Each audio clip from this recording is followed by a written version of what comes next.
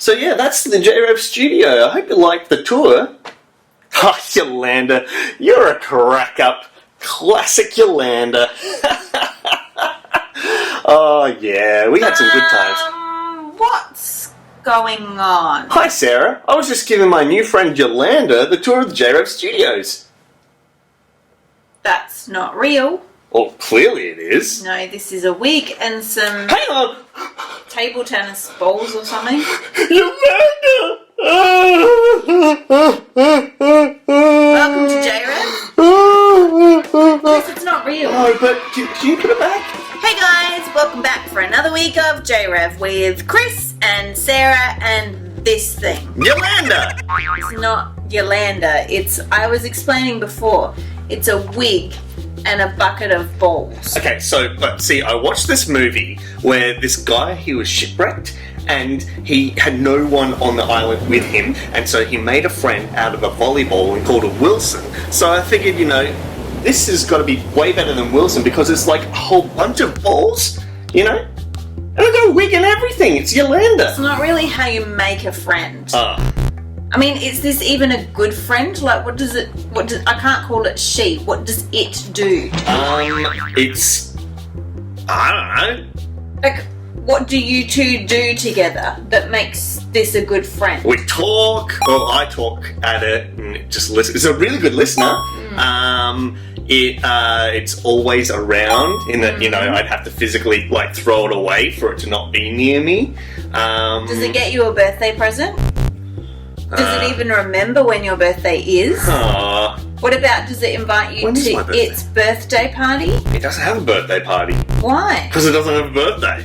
But are you understanding? Yeah, I save money on birthday presents. Yeah, but that makes you a terrible friend. Oh. Does it ever say anything funny? I imagine it does.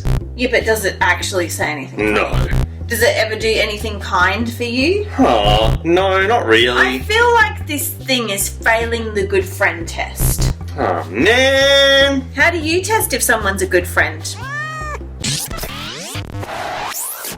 Hello, JRev. Today we are going to make some friendly faces out of this stuff. Let's check out what you'll need. So you need some plain biscuits, something like milk arrowroot is really helpful. Then you need to think about kind of what you want to put on your faces to make a friend. So I had some of these things already in my cupboard, but you might want to choose some things from the shops if you ask mum or dad or the grown-ups that you live with to take you. So you'll need some things that are a bit bendy, and you'll need some things that are a bit round because we'll need to make different parts of people's faces. So you'll also need some icing sugar and a little bit of water. So let's start with that bit first. So grab one of your biscuits and turn it so that the back of the biscuit is facing you. It's the easiest way to do it. Then we're going to mix up some icing. So you just need icing sugar, however much you feel like you'll need. And then you just kind of add a spoonful of water to it as you mix so that it doesn't get too runny.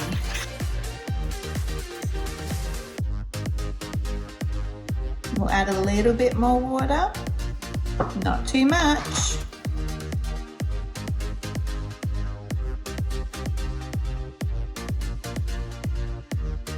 Cool.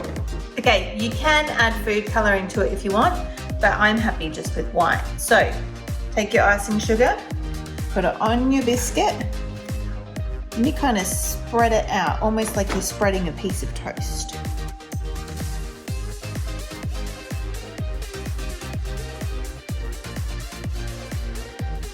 Cool. Now, here comes the fun part. Now, I already had these random lolly eye things in my cupboard. I think from when I've made something before. You can buy these in the cake decorating section of shops. So if you want to get them, you could use them. But if you don't have them, another great thing that you can use for things like eyes and noses are Smarties. So take your choice. I'm going to use my eyes as, eyes. And you just kind of press them down a little bit into your icing so that it sticks. Next, you're going to want to make a nose. So there's a few different ways that you could make a nose. One way is you can use something like a Smartie, which is a pretty fun way. Another thing you could do is with something like a snake, you could break off or cut off a bit of the end and pop it in to make a nose. We'll come back to another way to use those in a minute. Now, for a mouth, again, you have some options. You might like to break off another bit of snake and make a mouth. Or if you have some of these banana lollies that I really like, but I don't think Chris likes, but that doesn't matter because I get to eat them. They make a great mouth for our friendly face. Now, I told you I was going to come back to this stuff in a minute. Another great way that you can use things like lolly snakes is to make little features like eyebrows.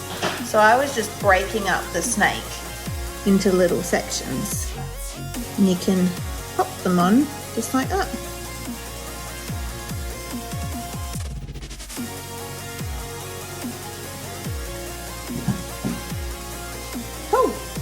Now I want my friendly face to have some rosy cheeks, and I think the best way to achieve that is obviously with sprinkles.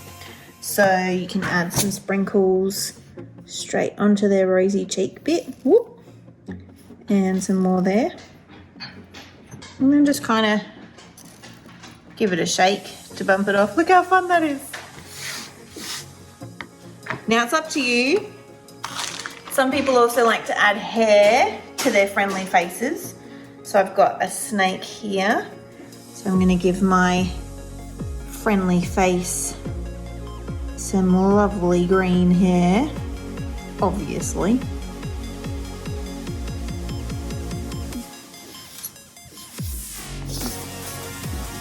And there you go, a friendly face. A delicious, edible, friendly face. Please don't eat your real friends' faces. That's not really a good idea. Just eat these ones instead.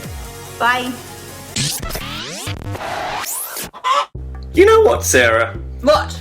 Now that you mention all of the things of what makes a good friend, I realise that Yolanda really doesn't measure up. Is that because it's just two inanimate objects stuck together? That's partly the issue. But you know what? I think I've worked out the true measure of a friend. Dropping it on the ground? No, not dropping it. A true measure of friend is someone who sends you letters and other things to the JRev levels! I mean, that is one measure of friendship. It's the truest measure of someone's friendship. I mean, I did send 5 friends something in the mail last week. Wow. Like 4 live in one house and 1 lives in another house. Wow. And I sent them stuff in the mail. So I guess it is like a crucial earmark of a friend. Yeah. Has this thing ever sent you anything in the mail before? No, but you know who has? Who? All my friends at JRev. That's true. So, if you've been getting up to anything and you would like to let me, Chris, your friend, know about it, just get a grown-up to help you send it into this address, and hopefully we can have it on the show. Yeah, because do you know who won't be sending you anything? Yolanda. This wig and bucket of balls. Yolanda. It's not its name. It is.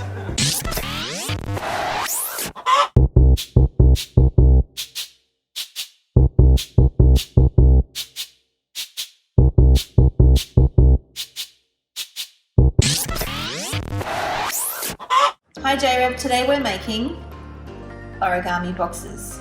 Now you only need 2 things. Number 1, a piece of paper. Number 2, a pair of scissors. Let's get started.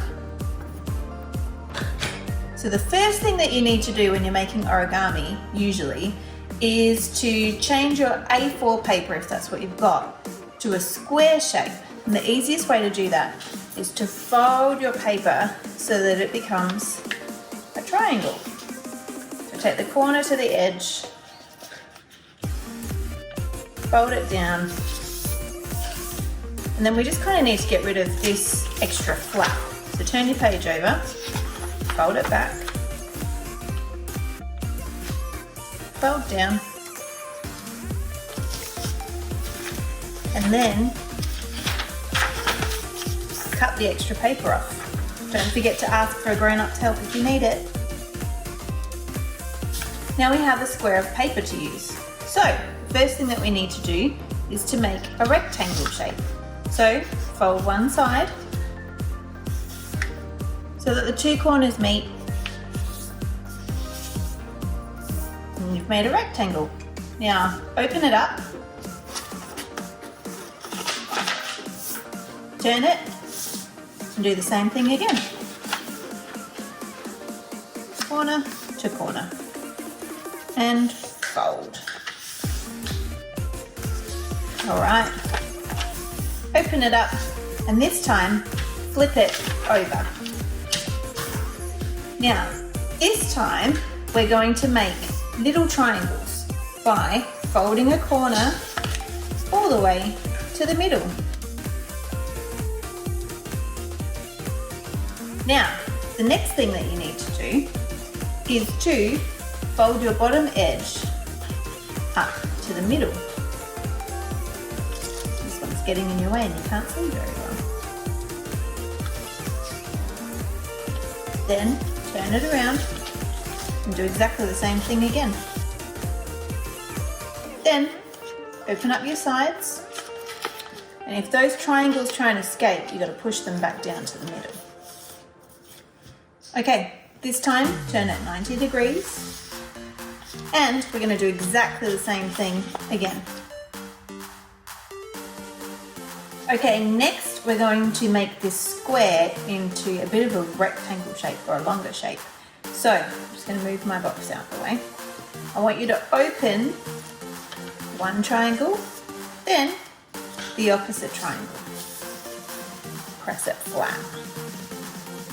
Then I want you to grab this edge and bring it to the middle and push it nice and flat. That should be easy to do because you've actually already folded along that line before. Now spin it around and do exactly the same thing again.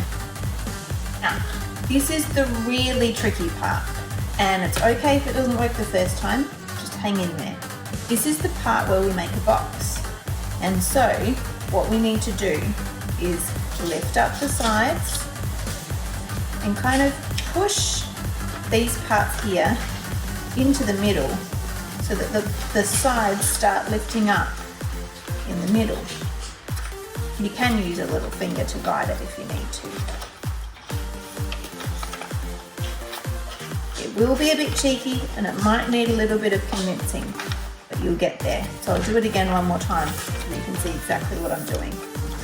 Grab these middle parts, push them up to the middle a little bit, but you kind of have to open the middle at the same time. So, grab your side, fold it in, and tuck it down. Then you do the same on the other side. Now you have a box. So, I wonder what we could put in our box. Brilliant. How could you create a really good friend? If you were going to write a recipe on how you could essentially make a friend, I think you'd probably want at least a cup of silliness, maybe a litre of someone who stays by you through thick and thin, maybe a teaspoon of wisdom, maybe another teaspoon of important trivia about things that you care about, and probably half a cup of invites to birthday parties. Okay, so maybe we can't make a friend out of cooking supplies or a recipe, but we can actually learn to be better friends to other people. And do you know the best place to look for advice on that? The Bible. The Bible? How is that going to teach us to be a good friend? I'm very glad you asked. See, we've spoken to you at JRev before about how we think that Jesus is the very best friend that anyone could have. And so in the books of Matthew, Mark, Luke and John, which are the Gospels, we read and see lots of examples of Jesus being a really, really good friend. And sometimes he gives us excellent practical advice on how to be a good friend. So today we're going to look at some of Jesus' top tips on how to be a good friend. Number 1, friendship is a serious business. When Jesus chose people to be his friends, he meant it. He didn't just choose them for the afternoon to hang out with. He did life with them. In fact, our memory verse talks about how serious Jesus took friendship. He said that a good friend is one that lays down their life for their friends. It's pretty hectic. But that was exactly what Jesus did for us when he died on the cross. He loved us so much, and he wanted us to be best friends with God forever, that he was willing to die for us. Pretty amazing, hey? Jesus' friendship top tip 2. A good friend cares for others. Now, Jesus was actually referred to as the Good Shepherd. And if you know anything about shepherds and sheep, shepherds look after the sheep, and the sheep don't always do what the shepherd wants them to do. Some might describe sheep as being not the sharpest tools in the shed, if you know what I mean. See, they often wander off or get themselves into trouble, and they very rarely listen to what the shepherd wants them to do. But regardless of all of that stuff, a good shepherd still takes care of their sheep, just like how Jesus takes good care of his friends, which is us. And Jesus even encouraged his friends, the disciples, to be like a good shepherd and take good care of his sheep, which is kind of meaning look after each other. Okay, Jesus' friendship tip number 3. A good friend forgives, and then forgives, and forgives and forgives, and forgives. See, a good example of this is Jesus' friend Peter, who ended up doing a lot of stuff that required a lot of forgiveness from Jesus. 1. On an occasion where Jesus was washing everybody's feet, Peter was like, not me. And Jesus had to convince him that it was nice to let people do nice things for you. Another time, Jesus was talking to his disciples, and Peter was trying to convince everyone that he was the one that Jesus loved the most. Like, I think maybe he had some issues with pride. Another time, Jesus asked Peter and 2 other disciples to stay awake with him while he was praying to God, and guess what Peter did? He fell asleep. Another time, Peter got so mad at something that was happening to Jesus that he chopped off a soldier's ear. Yes, you heard right, chopped off an ear. And lastly, at a time when it really, really, really mattered, and Peter had an opportunity to stand up for Jesus, Peter told people that he didn't even know him. Not once, not twice, but 3 times. Peter wasn't someone that I would describe as being like a top ultimate friend. He did a lot of stuff that needed forgiving, but Jesus always forgave him. Now, it's important that I mention here, if you have someone that maybe is taking advantage of you a little bit or isn't being a very good friend, I want you to talk to a grown-up about that, because it's still really important that we put in boundaries to keep ourselves safe around other people's choices. But we still need to forgive people for what they've done or said. Okay, so let's recap. What are Jesus' top tips on being a friend? Number 1, we need to take friendship seriously. Number 2, good friends care about their friends. And number 3, a good friend always forgives. So, if you don't remember anything else from today, I want you to remember this. Jesus helps us be a great friend. So let's pray, because Jesus is always with us and he can help us learn how to be a great friend. Dear Jesus, we thank you so much for your example of what a good friend looks and sounds like. We thank you that you care for us and that you love us, always forgive us, and you take our friendship with you really seriously. We pray that we'll do the same for everyone else. Amen.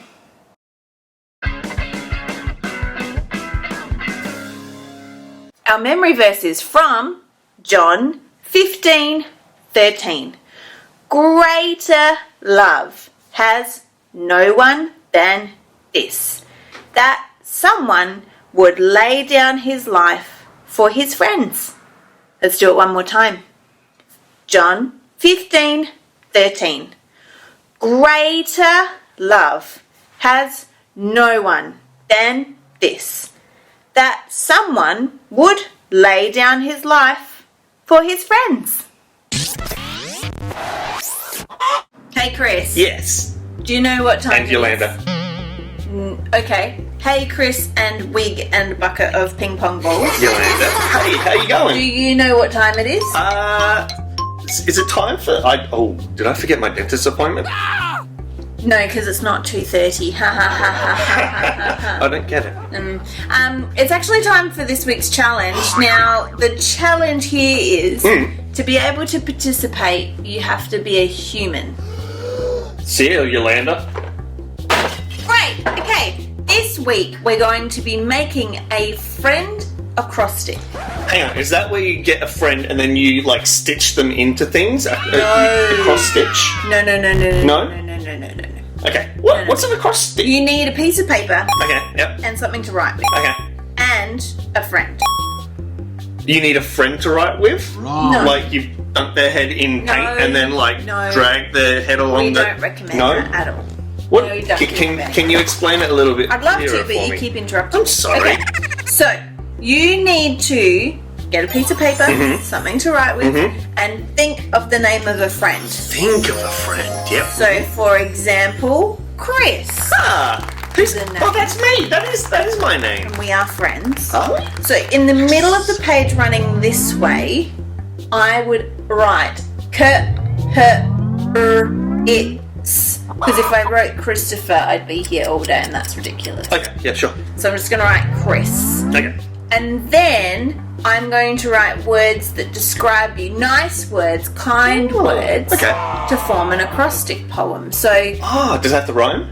no. Poems rhyme normally, don't they? Yeah, but there's different ways of doing it. Okay. And if you want to, you can make the word start with the letter, or you can be sneaky and kind of use it as a middle letter. All of that is fine. Or you could use it to sort of start a sentence as opposed to just Sure. find a word that matches. So I could do something like, Chris, ha ha ha, because you're quite funny. Ah, Really big beard. that is accurate. I, inventive. S, silly. Yeah, that's me. And that describes you. And I would give that to you as a present. Thank you, friend. Because that's kind of describing how God made you to be. And me being a good friend is recognizing who God made you to be and giving that to you as a present. Oh, so it helps us be mindful of all the good things about our friends. Yeah, I mean, if we're following the example of Jesus, he's given us quite a good few hints on how to be a good friend. So, Of course. on that note, see you next time. Bye. See ya. Oh, I can make you a poem. Okay, S, smells. A,